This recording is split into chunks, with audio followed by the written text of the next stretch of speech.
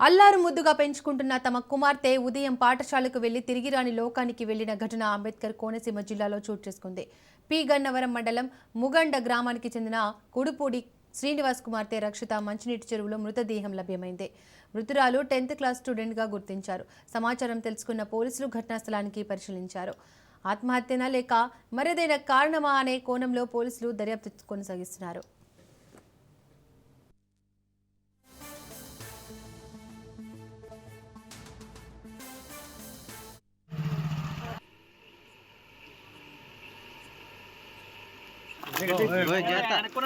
చూసుకోలేకండి అక్కడ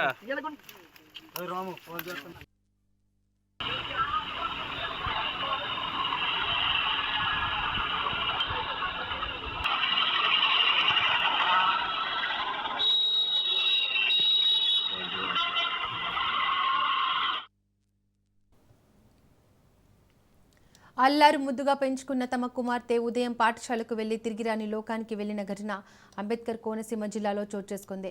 పి గన్నవరం మండలం ముగండ గ్రామానికి చెందిన కుడుపూడి శ్రీనివాస్ కుమార్తె రక్షిత మంచినీటి చెరువులో మృతదేహం లభ్యమైంది. మృతురాలు 10th క్లాస్ స్టూడెంట్ గా గుర్తించారు. సమాచారం తెలుసుకున్న పోలీసులు ఘటనా స్థలాన్ని పరిశీలించారు. ఆత్మహత్యనా లేక మరేదైనా కారణమా అనే కోణంలో పోలీసులు దర్యాప్తు కొనసాగిస్తున్నారు. ఇక మరింత సమాచారాన్ని మా ప్రతినిధి దుర్గారావు అందిస్తారు. దుర్గారావు. ఎస్పీగా డాక్టర్ బిఆర్ అంబేద్కర్ కోనసీమ జిల్లా పి గన్నవరం నియోజకవర్గం గన్నవరం మండలం మొంగండ గ్రామానికి చెందిన కుడుపూడి శ్రీనివాసు అనే వ్యక్తి అమలాపురంలోని ప్రైవేట్ కళాశాల బస్ డ్రైవర్ గా పనిచేస్తూ కుటుంబం చేసుకుంటూ జీవనం సాగిస్తున్నాడు. ఇతని భార్య 2 పిల్లలు ఉన్నారు. అలాగే భార్య గ్రామంలోని రొయ్యల ఫ్యాక్టరీలో కూలీగా పనిచేస్తుంది. కుమారుడు గన్నవరంలో ప్రైవేట్ కళాశాలలో ఇంటర్ చదువుతున్నాడు. కుమార్తె కుడుపూడి కరుణ వయసు 15 సంవత్సరాలు. స్థానిక జిల్లా పరిషత్ ఉన్నత పాఠశాలలో 10వ తరగతి చదువుతుంది.